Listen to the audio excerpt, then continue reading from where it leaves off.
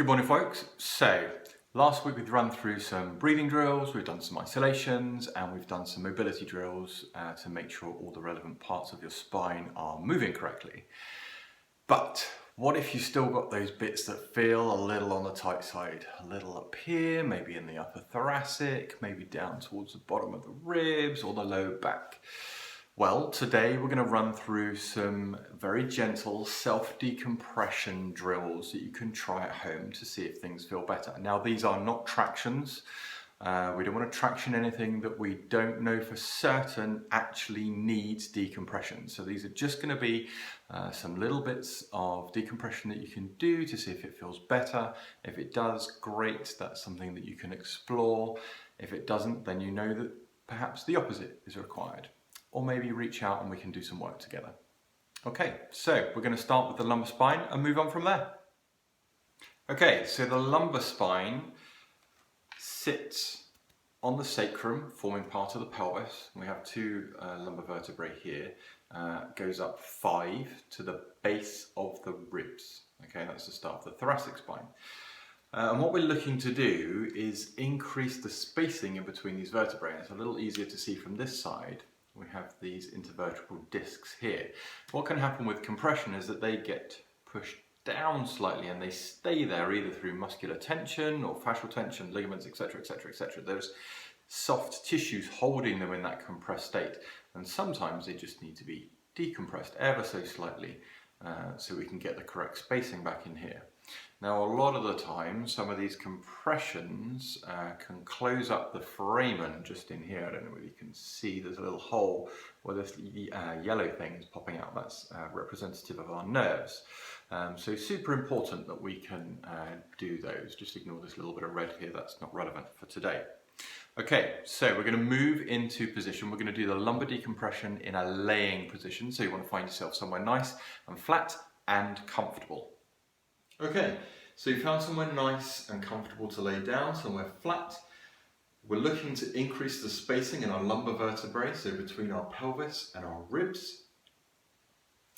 We've got a nice engagement with the floor, with our feet. We've got that foot tripod going on. So now we just need to get the sacrum and pelvis in a nice, comfortable and neutral position. Tend to find that it's easier to do this with a knee pull towards the opposite shoulder. You may find that you have more range of motion than me. That's fine. You may find that you have less. That's also fine. Work within your comfortable range of tolerance. None of this should be uncomfortable. It certainly shouldn't induce any pain. We're just going to do this twice. Good. Okay, so re-engage the foot tripod. Our sacrum is now going to be anchored to the floor. We're not going to let this move. So this is our fixed point, and we're slowly going to decompress as we pull away from that sacrum anchor.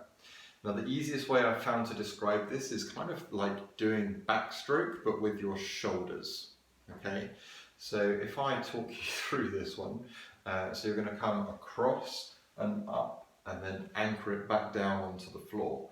Then switch to the other one, up, across, and to the floor, up, across, and to the floor. And as you're doing this, you'll feel you're slowly pulling against that sacral anchor that you already have planted on the floor. Okay, so when it feels like you're not pulling anymore, you're just going to relax the shoulders, relax the neck, a little bit of chin tuck's not going to hurt, and you're going to stay here for 2 to 5 minutes. In that slightly decompressed state, just to see how that feels and see if it feels better once you're up and moving around afterwards. So 2 to 5 minutes, what are you going to do? Well, this is a great time to work on that focused meditation that we worked on last week, or you can bring in some supine 90-90 breathing. If you're going to do the supine 90-90 breathing, ideally we want to keep the intra-abdominal pressure at the lower end, and we want to make sure that we're not getting a massive amount of movement through the body. So don't integrate the spinal breathing in with the supine 90-90 breathing drill. We want to just keep that tension through the lumbar spine when we're doing this. When the 2 minutes is up, we're going to bring your feet together. We're going to roll you onto your side. You can roll either side, doesn't matter which. I've obviously got a ball here, so I'm going to roll towards you. You roll onto your side, you're going to push yourself up. Now the next thing you want to do is some mobilizations through the lumbar spine. So you can do some pelvic tilts, you can do some quadruped work. Both of those would be a great finisher for this. And then you can work on building that intra-abdominal pressure again and see if that feels any different after you've had a little bit of decompression through the lumbar spine. Okay, so thoracic spine, the best way to decompress, as we covered with the isolations before, is actually with a partially inflated soft ball. You're going to pop that down at the required level and just going to pop gently down onto it. Hands in a nice position, and then you're going to breathe into the ball. And this is going to help mobilize and decompress the spine for you as you go. However, if you don't have a ball, hopefully you have a door frame. Okay, so how are we going to use a door frame? Well, we are going to hang from it. So we're going to hang from these two portions here, and we're going to use our arms, obviously, to do that. There's some important points I want to draw your attention to. These two fingers here, little finger and the ring finger, we want to make sure that these are engaged, okay? We're going to rotate this portion of our arm, our humeral bone is just in here, and as we rotate that round, it's going to help us engage these two fingers here. The next portion I need to point out to you, this bottom pointy bit on your shoulder blade, it's called the inferior angle of your scapula. You want to be bringing that down towards an area here called the PSIS on the top of your hip. You can't quite see that in the video, too short. So you're aiming for the same side butt pocket when you're doing this, okay? So we're going to come in here, fingers on, make sure those two are engaged. We're going to rotate the humerus, pull the shoulder blades down towards the same side pockets, and then with that in position, we're just going to hang. So you're going to bend the knees ever so slightly so that you can feel the decompressive forces of gravity pulling against your anchor points on the top of the door frame to create that space in your thoracic spine.